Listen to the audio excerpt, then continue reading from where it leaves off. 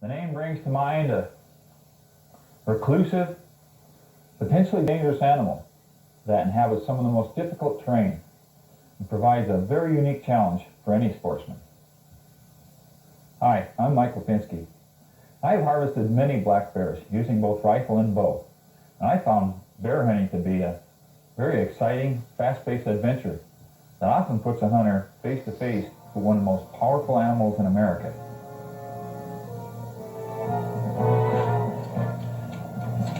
He's turned away from me. He's turned away now. Let me take a deep breath, so...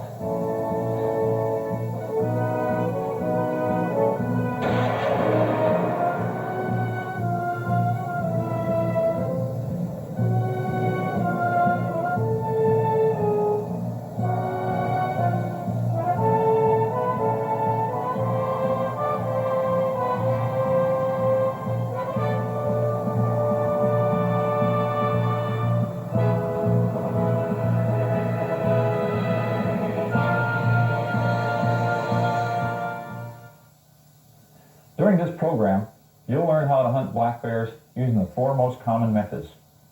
You'll learn how to hunt bears using bait, using the spot and stalk method, using dogs, and also calling for bears. Each one of these methods provides its own unique challenge, and there are times when one method might work better than another. So it's important that we have a good understanding of why we're going to use a certain method in a given situation.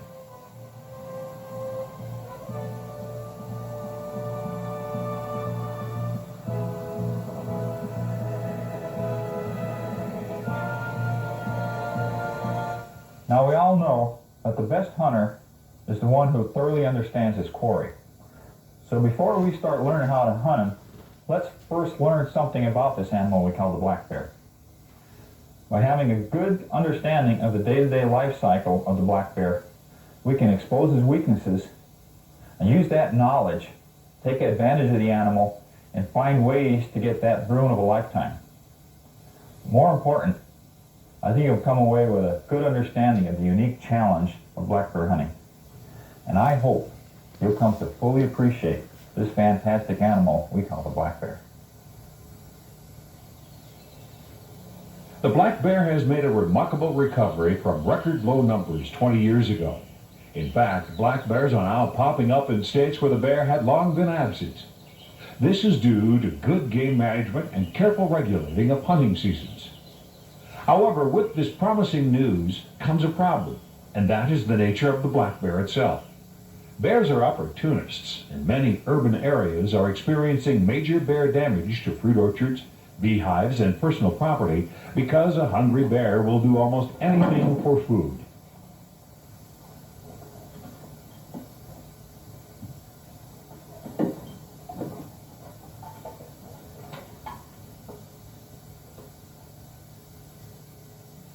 Add to that the surly nature of the bear, and the potential for human-bear confrontations is great, especially as more people encroach on the bear's habitat.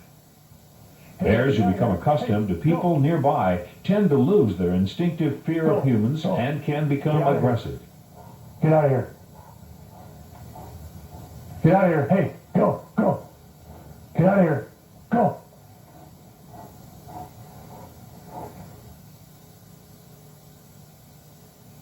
That's why hunting is such a valuable tool, which actually maintains a healthy bear population by trimming those surplus bears who tend to be the ones that get into trouble.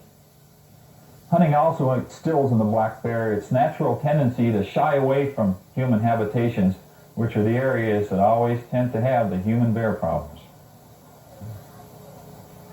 For 5 months out of the year, the black bear hibernates because food is scarce during winter.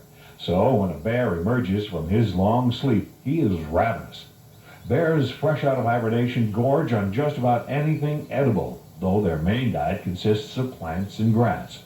Being an omnivore, a black bear will also gorge on a dead animal. However, this powerful beast will quickly turn predator, given the opportunity, and kill large game.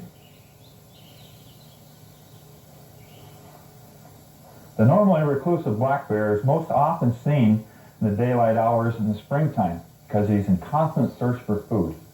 One of the best places to find the spring bear is on an open side hill, where the first green shoots of grass start appearing.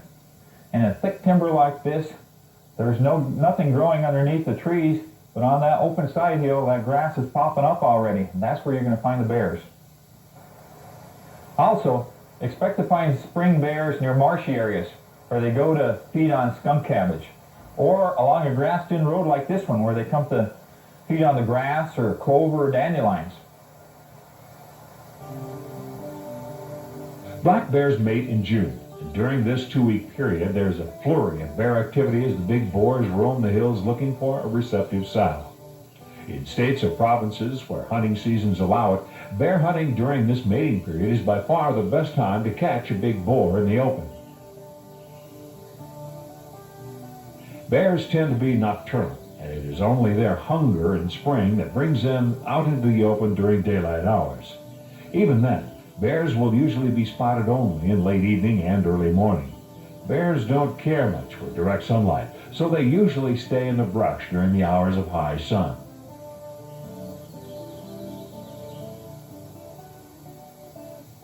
By summer, the black bear has become virtually nocturnal because the hot sun against its coat of heavy black fur quickly overheats him. At this time, there are lots of lush plants and berries in the thick forest and dark swamps, so the black bear rarely leaves these dense, secluded areas. As the warm summer days fade into the cool mornings of fall, the black bear once again leaves the security of his swampy thickets. He knows that deep snow and winter will come soon, so he gorges himself on anything edible to build up a fat reserve to take him through hibernation.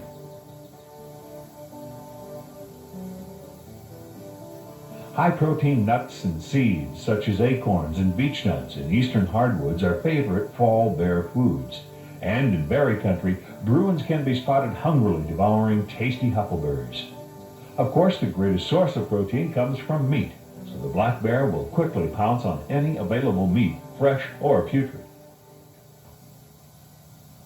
Though not quite as active as in springtime, black bears still expose themselves quite a bit in the fall. And many sportsmen choose this time of year to hunt the black bear because of his thick coat with no chance of rubs in it. The first snows of late fall trigger the black bear's hibernating instincts, and shortly after snow covers the ground, the black bear returns to its den to sleep away the winter. A sow has her cubs during hibernation, and during the first few weeks after she emerges, the sow will keep the cubs hidden from predators. It is illegal in most states and provinces to shoot a sow with young, so sportsmen must be especially careful in spring. If you see a bear feeding by itself in an opening, take a few minutes to survey the edge of any nearby cover where cubs may be found. In many areas of bear country, there are several color phases of black bears, ranging from pure black to brown to blonde. These two black bears illustrate just how varied coat color can be.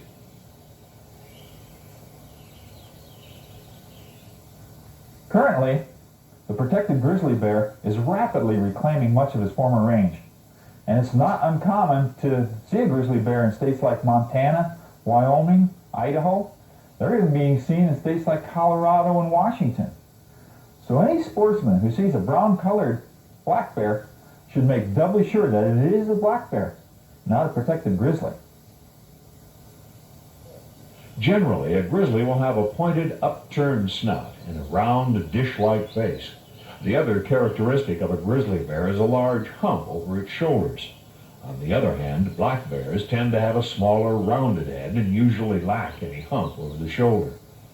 A grizzly's claws are also much longer than a black bear's claws, often extending 4 inches beyond the paw. Besides the dished face and hump on this bear, its long claws also identify it as a grizzly. However, this can be a confusing thing for an excited hunter. Take this bear, for example. Is it a grizzly or black bear? Its color is classic grizzly, and when it turns, there even seems to be a hump over its shoulder. But upon closer inspection, its rounded face and lack of a pronounced hump tells us that it is just a brown color phase of a black bear. Another problem facing a sportsman is judging the size of a bear at a distant canyon. Now this side hill here, it's really difficult to tell if you see a bear, if it's a 300-pound boar or just a subadult. The best way to tell if a bear is large or small is to look at its head. A young bear will appear to have a large head and large ears, but that's just because his body is so small. On the other hand, a large bear will appear to have a head and ears that are small for its body because its body is so large. Also, a big bear's legs will appear short because its body is so large, while a small-bodied younger bear's legs will look longer for his body.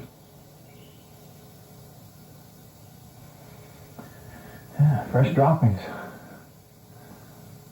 The first bear hunting method we'll discuss is baiting.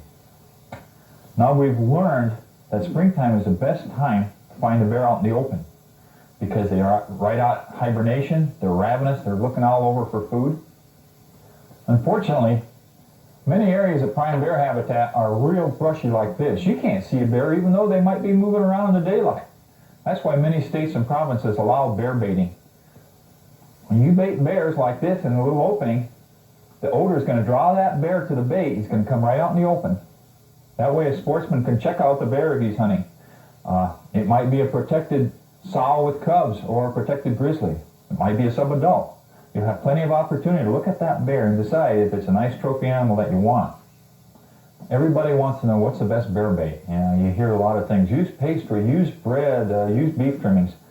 I've baited in a lot of bears, and believe me, I found out that if it's edible, a bear will come to it. I mean, it isn't like there's a special thing.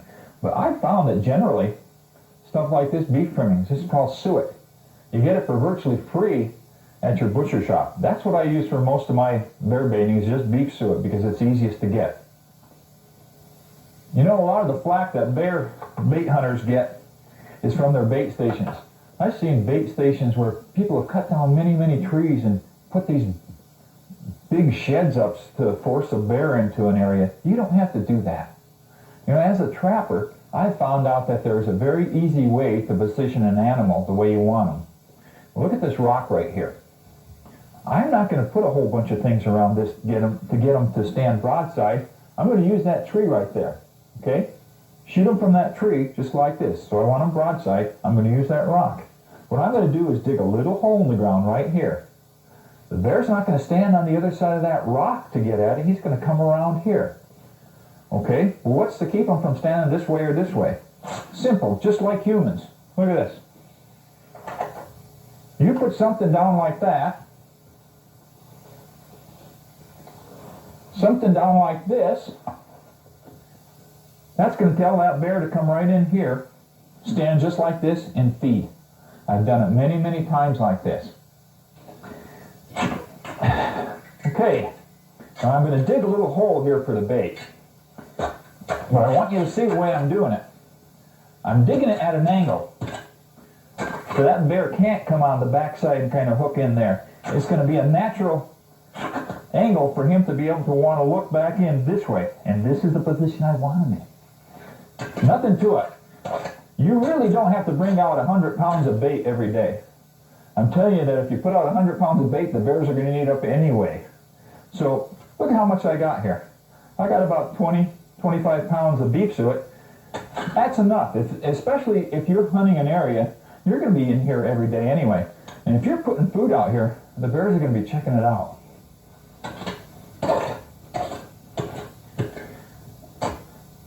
There. See, there's not a lot showing here. But I dug the hole just about underneath that rock, so the bait goes back in under the ground here.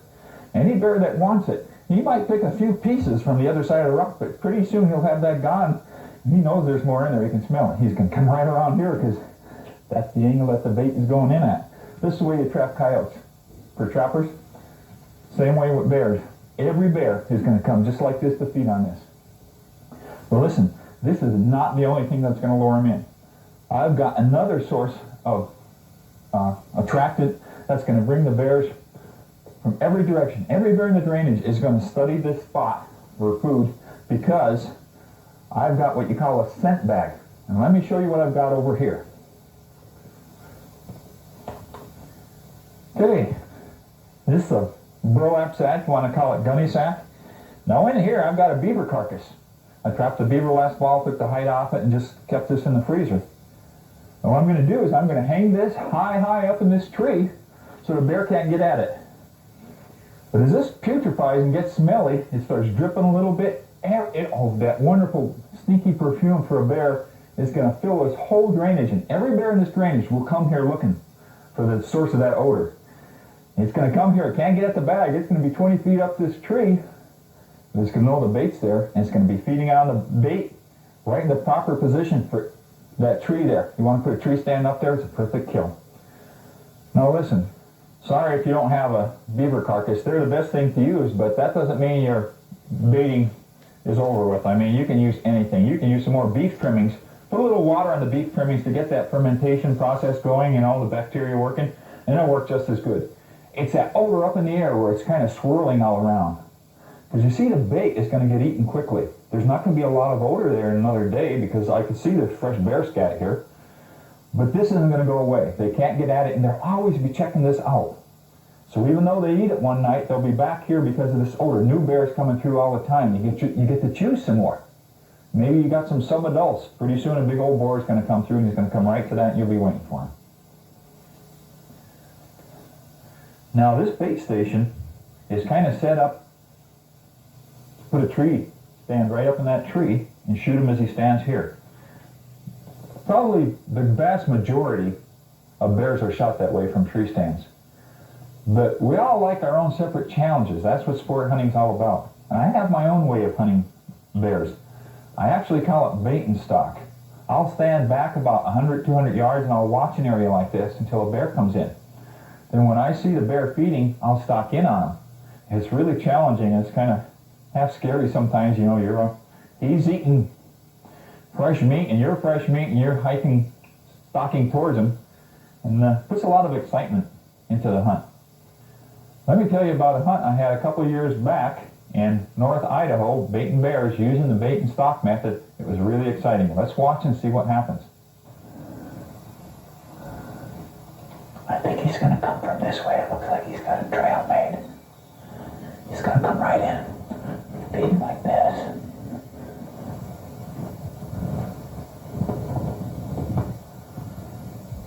Boy. Takes a lot of patience just sitting there watching. Then next thing you know, a bear comes out. I've been sitting here watching. I don't know. I'd probably fall over from a bear if I went out there now.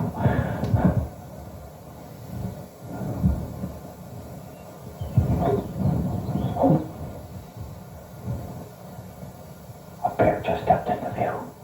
He's kind of nose in the air. Oh, here he goes, right over to the bait.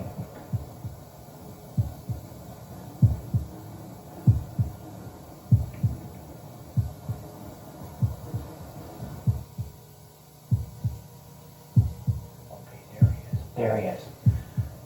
Just gotta get behind this clump of trees and move in. There he is. Okay, he's feeding now. I can get in on him. I know it. Just wait till he puts his head down and move forward. Every time I do this, the closer I get, the more I realize how dangerous these things can be when you get close to them. Just 20 yards between me and him. I have to be careful here. God, that tree's right in my way. Just a little bit closer. Okay. Head's down. I can move now. I've got to get a good shot. Just a few more yards. Just above. Okay. A couple more steps. Okay, I'm free of that tree. Put your head down. Easy. Okay. Pick a spot.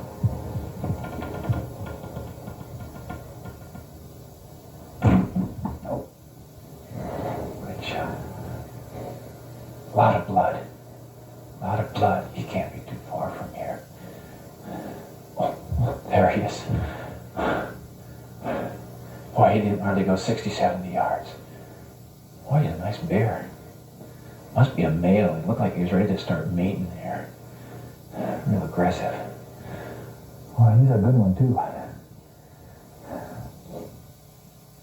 Now, as far as bait stations goes, check your particular state you're living in, because every state has different requirements. Some make you put all your bait in a container and then remove the container. Some don't allow you to dig holes, some do. So please, check your state regulations before you do any baiting. As I mentioned, most bears are harvested by hunters shooting from tree stands. Now, we know the bear has a real keen sense of smell, and a tree stand has some real advantages in that direction.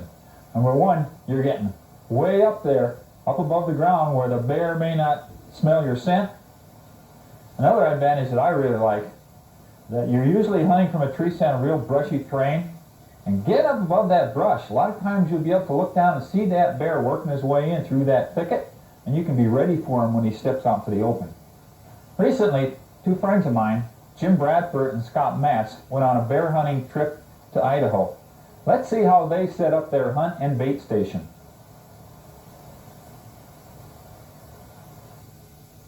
Scott and Jim set their tree stands about 20 feet above ground and about 15 yards away on the prevailing downwind side of the bait station.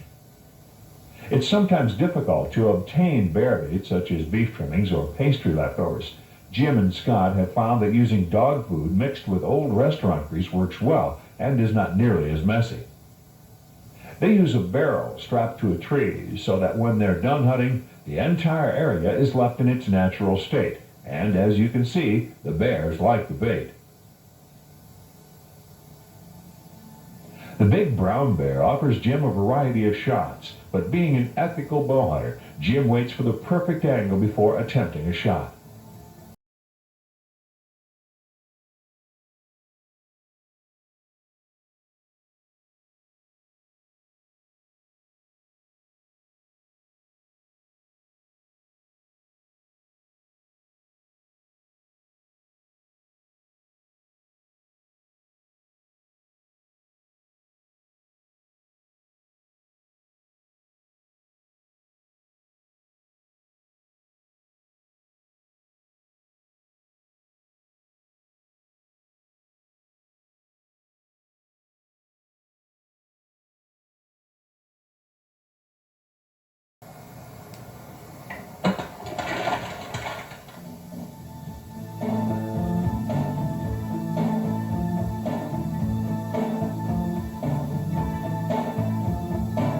With Jim's bear down, it's now Scott's turn.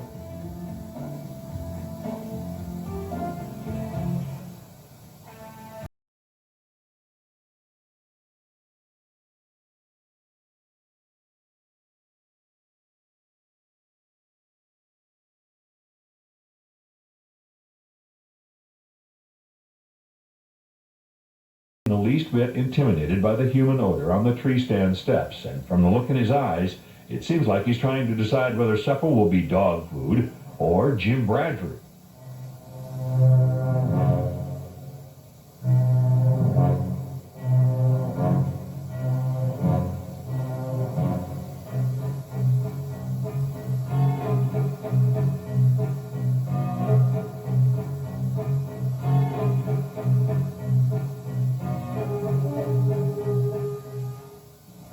Finally, the bear moves into position in front of Scott's tree.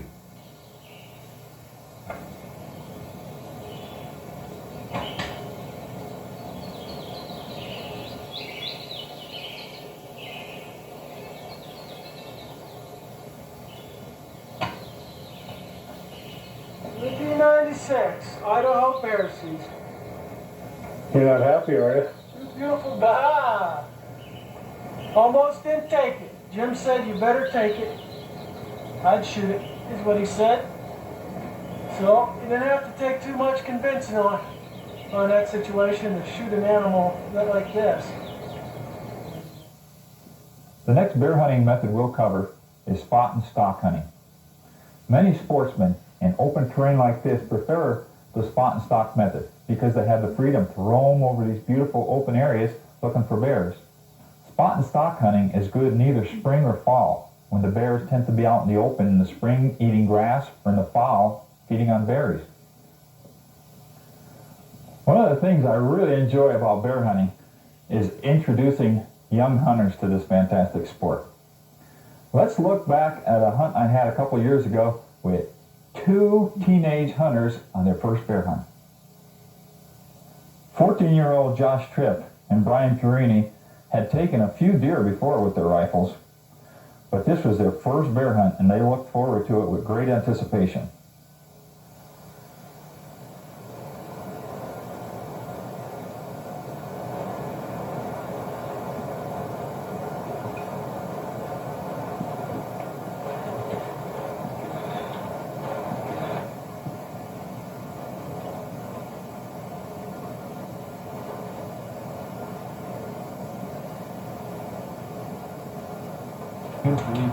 The boys were in for a good time.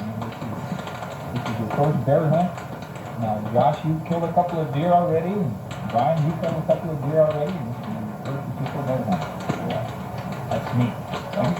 This will all be my first night out in the woods camping, then go around. All right, now you've hunted some deer. You're successful with deer. But, bear hunting's different. You've got to use different ways of hunting them. They're a potentially dangerous animal. You have to use caution with them. We have some high-powered rifles. I've got my bow with me. But we're going to learn, you have to learn a little bit about the quarry you're going to go after before we go out in the field. That's what we're going to talk about right now. And one thing is they have a very acute sense of hearing and a very acute sense of smell, and they don't see too well. And this creek is going to help us real good. It's real gushing because the floodwaters are coming down now. It's going to really help us out a lot. One thing, now, I told you bear hunting is different. Optics are really important. I got these little custom compact binoculars. They fit right in my shirt pocket, and I can glass real quick. What we're going to be doing is we're going to be on one side of a drainage, and then we're going to be looking over on the other side. Now, you'd think something like a black bear on a brown or green side hill. Oh, there he is. The problem is they're screened by brush and trees, and you'll see something that's black, looks like a stump. Whoa, there's a bear. A lot of times you just don't see a bear standing out there. And so optics are really important. Now, one good thing about optics is you guys are going to have high-powered rifles, and I want you to shoot the bear. I've already killed a bear with my bow, so I want you guys to get in on it. Their senses, you get too close to them, they got the best sense of smell. And hearing, they're gone if there's a strange noise. So by long range shooting and using optics, we can really get in on them. Well, it's getting late, boys. We're going to have to get to bed here pretty quick. We got a heck of a haul here tomorrow, but I do want to talk to you about firearms, about your guns, and about calibers to use on bears. Josh, what kind of gun did you bring? What caliber have you got there? Well, I got a 300 Magnum. 300 Winchester Magnum? Yeah, do you think it'll work? Oh yes. Okay. Oh yes. How about you, Brian? What do you got? I brought 306 featherweight. Okay. Now you guys got good calibers. Now let's see, you each got a bolt. Let's see compare them. The 300 Magnum to the 30-06. And you can see that 300 Winchester Magnum is capable of carrying a lot more power than that 30-06, but that doesn't mean that 30-06 is a pop gun. 30-06 is excellent for bears. So you guys have got two really good calibers. And believe me, with bears, you want to use a big caliber. You want to use something like a 300 Winchester Magnum to kill a 150-pound black bear because they're tough killing. Guys, shot placement is critical.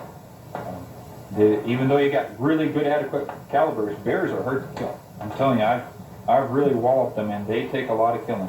You want to get right behind or right on that shoulder and a little low, because that's their lungs and heart are kind of scrunched up. They're pig-like animals rather than long, drawn-out lungs like a deer. So you want to hit them right in the shoulder or right behind the shoulder and low. And if you hit them there, we'll get them. But we have to take our time. The nice thing about the way we're hunting is the bears won't know we're there, and we can just lay down and get a good rest and get just like a bench rest at a shooting range. That's real important. Now, here's the thing. You're a young man, you probably haven't done a lot of long-range shooting, and bears, a lot of times you do get long-range shooting. You might shoot one at 50 yards, but chances are you're going to be shooting 200, 300, maybe even 400 yards at them. But you're not going to have to be winging them. You're going to have, you can put them on a rock or log, get that gun tipped so that crosshair isn't even moving, so that when you're shooting at 300 yards, it's not like you're exhausted and all this kind of thing. You're going to have a good rest. And you can make these long shots. You can do it. You have the calibers. Now, you guys both told me you got your gun sighted in 2 inches high at 100, and that's perfect for long range. Well, boys, we've talked long enough. We're going to have to get up at about 5 o'clock, so we're going to get up here good shooting time. So let's go and get our camp made up and sleeping bags on. Let's just hit the hay. Let's just get going here. I'm good. Oh.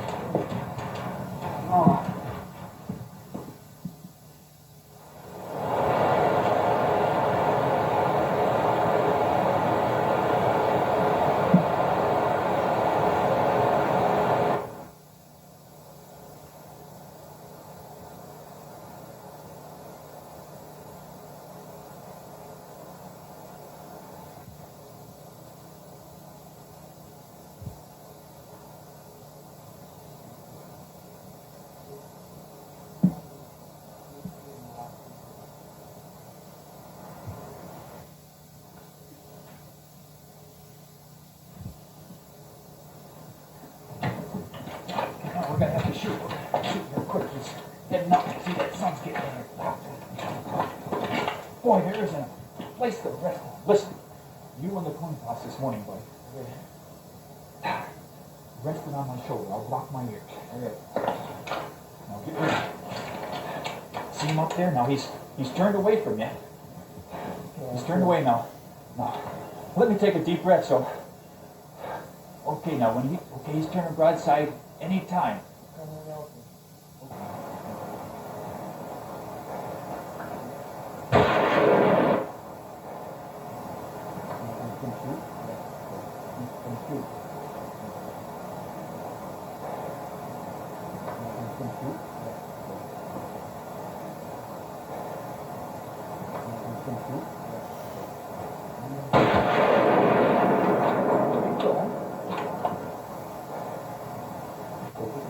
We want to concentrate on that pile of brush. There's nothing around it but that pile of brush, and he just run in there like a scalded cat, and he didn't come out. That's a good sign. That's the first thing a hurt bear will do is he'll run like there's nothing wrong with him, and as soon as he hits cover, dead still. Now, if he wasn't hurt, he'd be over in the next township by now. We're going to watch this for about an hour. After an hour, we'll go over after him. Hold on now, boys, hold on. This is a potentially dangerous animal. Now, you just don't want to go up there and grab him by the leg. He may look dead, but we're going to make sure. I'm going to show you how to do this. What you want to do is you want to come around behind this bear, with your gun loaded, and push him in the eyeball. Okay? Now, you come on around. You don't want to get below him, because a wounded bear that gets up is going to roll downhill. Get up, and you too, Brian, to the side, so that if he does get up, he's going to roll down fast. Now, eat. Easy, that's it. Well, touch his eye, Okay, he looks like he's happy. Okay, safety first now. Let's get the bullet outside of your guns. You got bullets in your chambers. Okay, let's unload him. Let's be safe. Oh, what a bear! What? Hey, I think I hit him right here. Oh, look at that shot. Look at the shoulder. It's broke. A perfect shot. You broke the shoulder, and you might have even hit him in the heart. But that's where the lungs are, too. Oh, what a bear. Look at this. I thought he was more reddish, but I was looking at the back. He's more honey-colored. Oh, boys, what a bear. Man. Check out these claws. Beautiful. Big old paws. Look at them paws there. That's a nice bear. Look at this. Looks like he's been in a fight. See, this is their mating season now. Look at that scar across there. Boy, he's a bull boar who didn't take nothing from nobody. But what a trophy. Hey, let's have a triple handshake on this. All right, you guys done good. Long-range shooting at bears is often the case during a spot and stalk hunt. This can sometimes create problems because shots up to 300 yards or more are not unusual when hunting the open areas where bears tend to congregate to feed on spring grass or fall berries. Always shoot from a steady rest when a shot is at long range. and then follow up your shot by investigating the area where the bear had stood, even if the bear ran away as if the shot had missed. Also, a bullet often appears as a miss when it kicks up dirt on the far side of the bear. Don't take that as a sure sign of a miss. Always walk to the spot where the bear stood. This hunter's shot appears too high from the dirt kicked up by the bullet, but further investigation proved the shot to be a perfect hit, and the dirt that was kicked up came from the bullet after it had passed through the bear's chest. All right. Good job. Thanks, Jim. Live long and hard. Bear hunting with hounds is another method that's very exciting and fast-paced. Now, any bear that's pursued by hounds is quickly going to run up a tree to get away from the noisy dogs. A hunter then has the opportunity to study that bear. He can see if it's a protected sow with cubs or a subadult or a trophy boar. This is a really good way to check your bear out close, see if it's the kind you want before you take it. You know, bear hunters who use hounds have kind of got a bad rap of being not good sportsmen. On the contrary, I found hound hunters to be some of the most dedicated bear conservationists. Some of my hound hunting friends will chase 10, 15, 20 bears in a season, not take one. Literally, for the hound hunter, the chase is the enjoyment, not the kill.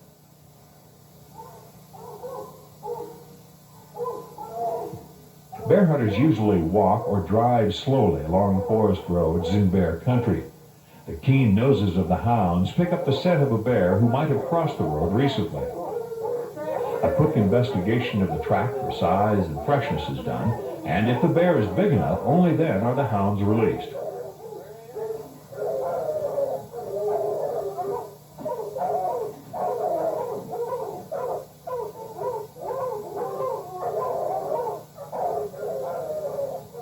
A bear hunt may last only a few minutes if the bear trees quickly. At other times, the bear may run for miles. Eventually, the baying of the hounds forces the bear to climb a tree to escape the noise.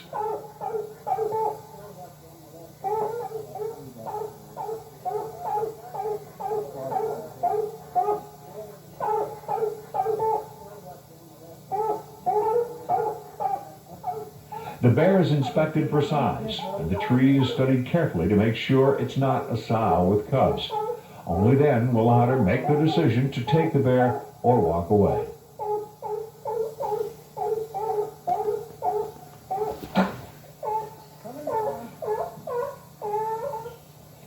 Besides being one of the oldest forms of sport hunting for bears, hound hunting is also one of the best ways to selectively remove the mature surplus Bruins. It is also a fact that states such as Wisconsin, Oregon, and Idaho, which allow hound hunting for bears, also have some of the highest bear populations.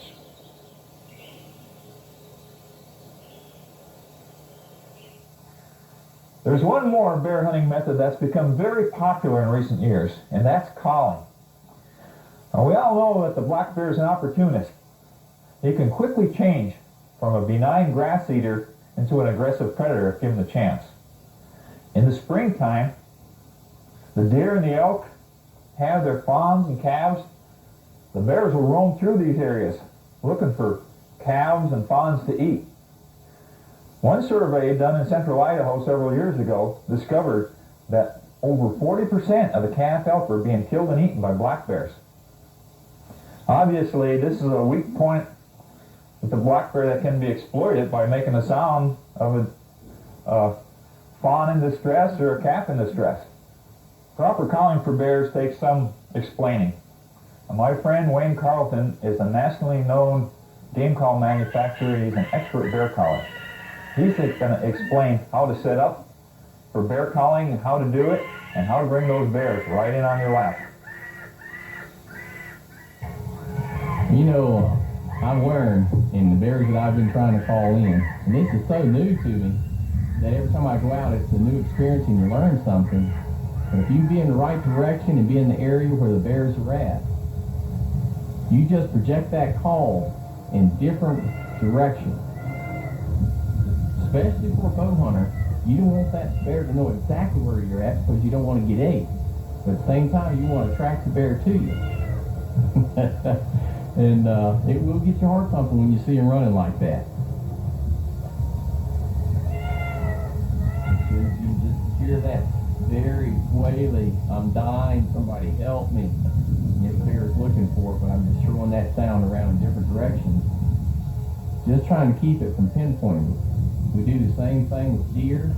We do the same thing with elk calling.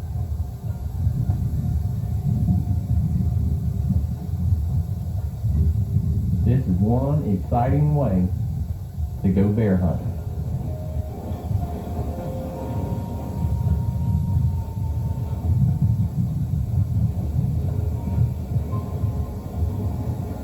The thing that's interesting about this too is when the bear is coming in, you can look at the bear to see if it's the bear that you want. If you want to take pictures, great. If you're hunting that bear, it gives you the opportunity to look at it if you're not shaking too bad, and to see if it's the bear you really want to take. But I think being in the right direction is extremely important, and you have to make it easy for these critters to come to you.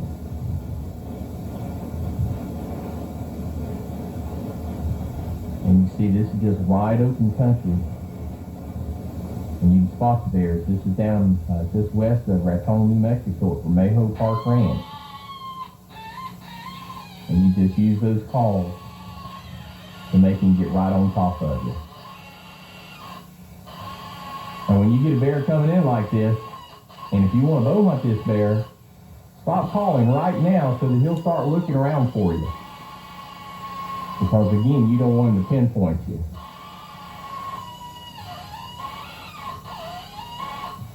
And I wouldn't worry about that slobber. He just wants to eat you, that's all.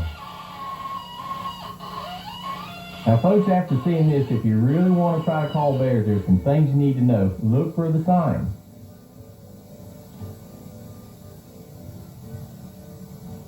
Whenever you're trying to find bears in the fall, and in order that you can call them, I find that the best way to call is to get as close as you can to the bear and then start squalling on a high-pitched predator squall.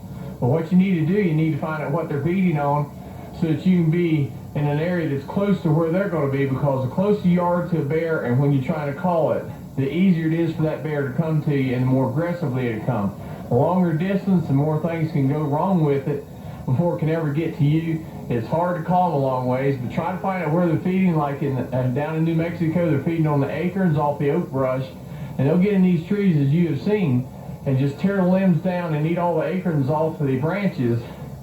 Find out where that's at, find out a tree that they're feeding on, get close to it. If you can spot the bear to begin with, that's the best thing. But if you can't do that, try to get in an area that they're feeding or that you think they're feeding, set up and start calling, and you may have to sit in one spot for at least an hour before bear come in. You know, anytime you mention calling black bears, people say, what are you using? What kind of calls do you use?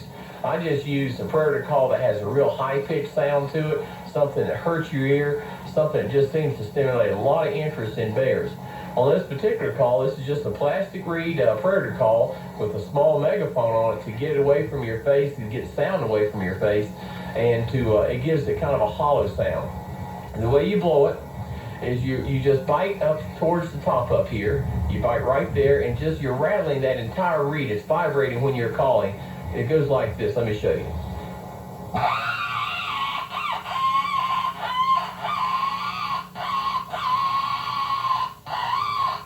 As you notice, I can change that sound just by using my hand to open it up and close it down, open it up and close it down.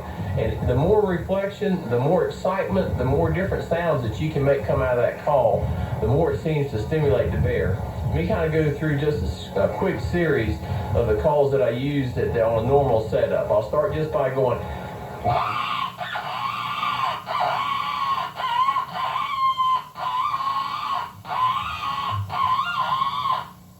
And then at times, I'll start sounding like something's tearing my arm off, or I'm growling at something at the same time I'm blowing through this. And some of that sound that you hear is coming out, it's coming out of my throat like that, plus blowing through that and making the reed vibrate.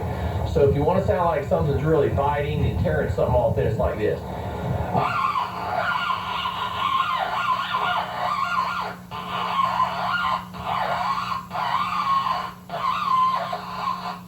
So that's another sound that you're going to make with that same call.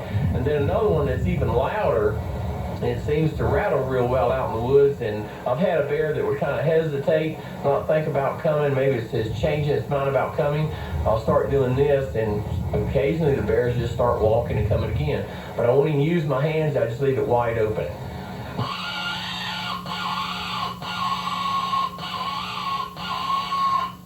But you can hear the different sound that comes out of that. Now the way that I bite that is I've got the rubber band on here, and I can actually bite that, and that you can still do the calling and not have to use your hands. That means if you're taking pictures, if you're trying to get your gun up or your bow up, you can still have this in your mouth and still be using your hands to do the other things that you have to do.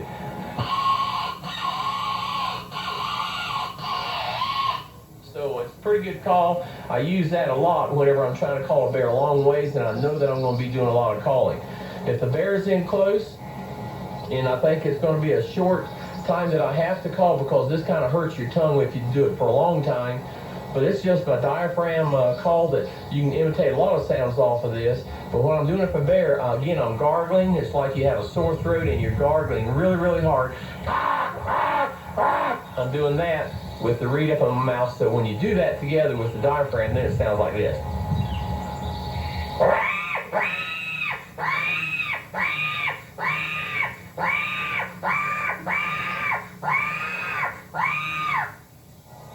That takes a lot more effort to blow than it does this. But if you got a bear in close and you flat don't want to use your hands, I've had bears just whirl and run straight at me just by blowing like that. Now once the bear starts coming and you're trying to create that excitement and you're making him run right in your lap, if you're trying to get pictures or if you're a bow hunter and you're trying to get him to that spot that you want to shoot him, then when I know the bear is coming, I'll pick it up a notch. I'll pick the volume up just a notch like this.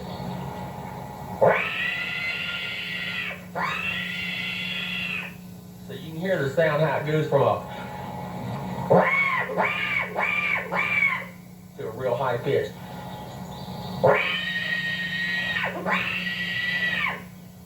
That seems to work real well. It keeps them excited.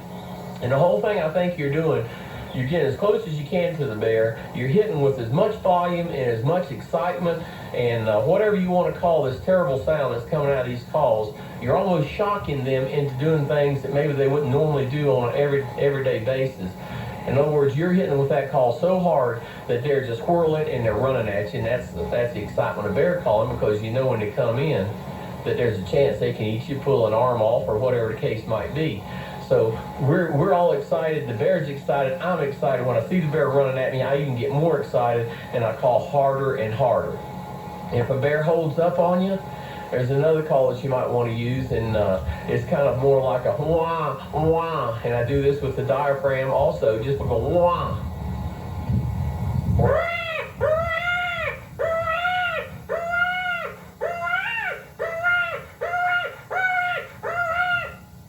It's just another distress sound that the bears react to. I've had bears going away from me by the calls that I was doing. It was real high pitched and the kind that rattles your ears. I went from that to using this in this fashion, and had them turn and just start coming straight to me. You never know what they're actually going to react to. In any game calling that you do, it's no different than if you're going fishing.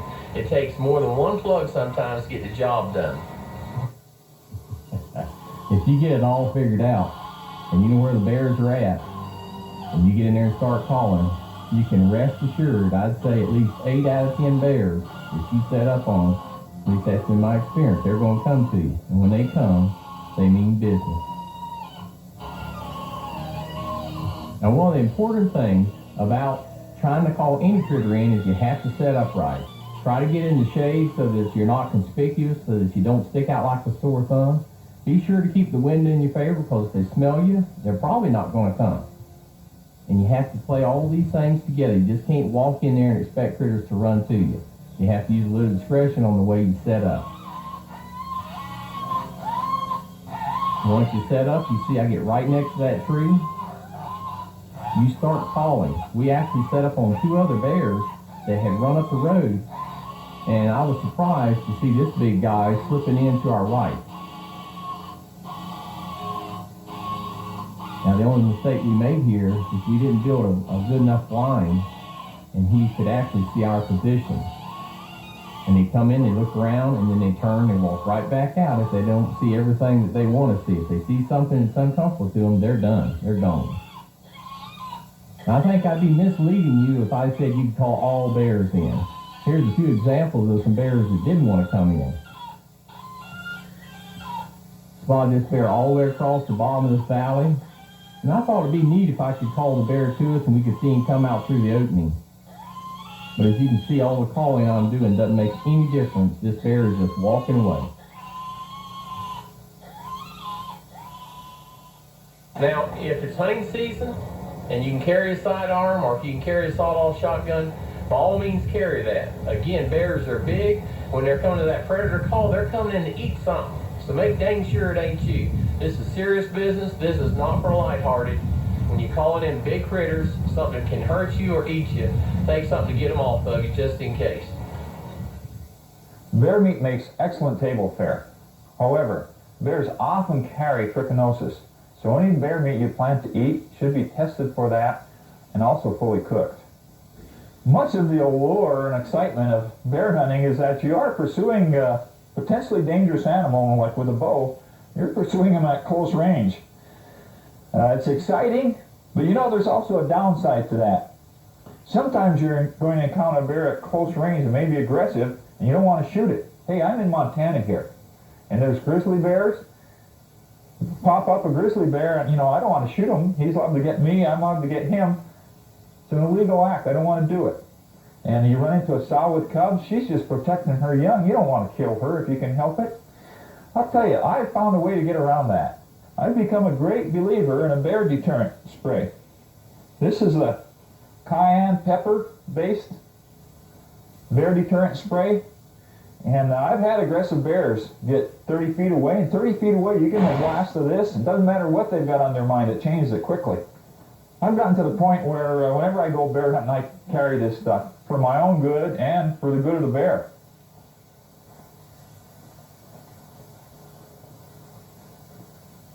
As you've seen, bear hunting is an exciting sport that provides an excellent challenge for any sportsman. And it also serves as a wonderful conservation tool for trimming those surplus bears that tend to be the problem bears.